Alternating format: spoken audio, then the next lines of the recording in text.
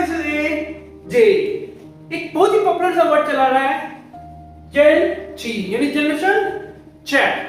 चलिए, क्यों इसे जनरेशन जेड कहते हैं और इससे पहले वाले जनरेशन को क्या कहा जाता था और आने वाले जनरेशन को क्या कहेंगे, इसके बारे में हम आज बात करते हैं। सबसे पहले जनरेशन देखते हैं 1945 से 64, यानी 1945 से 64 का जो जनरेशन था उसको बेबी बूमर जनरेशन के नाम से जानते थे। ऐसा इसलिए क्योंकि उस समय जनसंख्या विस्फोट हो रही, जनसंख्या बहुत बड़ी थी, यानी बेबी बच्चे के बहुत सारे जन्म हो रहे थे, इसलिए इस जनरेशन का नाम बेबी बूमर कहा गया। उसके बाद जनरेशन आया एक्स।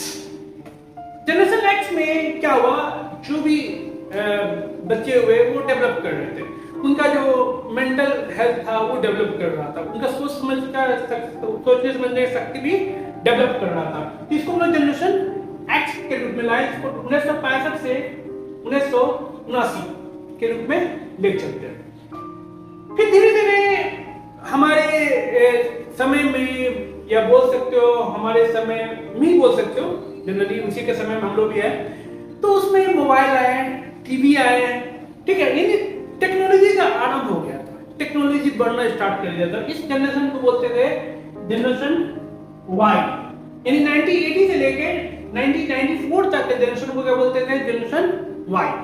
वाई के बाद लास्ट जो लेटर आता है वो जेड आता है। इसमें क्या हुआ कि जो भी टेक्नोलॉजी आना था, सेल फोन आना था, या रेडियो आना था, या टीवी आना था, फेसबुक आना था, या ट्विटर आना था, या आपका इंस्टाग्राम आना था, तो उसमें क्या है, धीरे धीरे इसका टेक्नोलॉजी में डेवलपिंग होना स्टार्ट हुआ, बहुत ज्यादा डेवलप होने लगा।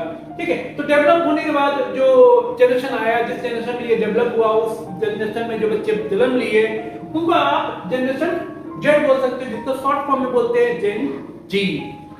हाँ, और ये भी कह सकते हैं कि आने वाले काल में कुछ टेक्नोलॉजी आना बाकी नहीं है, हो सकता है कुछ टेक्नोलॉजी आए, पर रेस्ट ऑफ ऑल जितने भी हमारे टेक्नोलॉजी आए थे जनरेशन जेड के काल में, उसी में डेवलपिंग होगा, उसी में नया कुछ होगा, बेस हमारा यही रहेगा।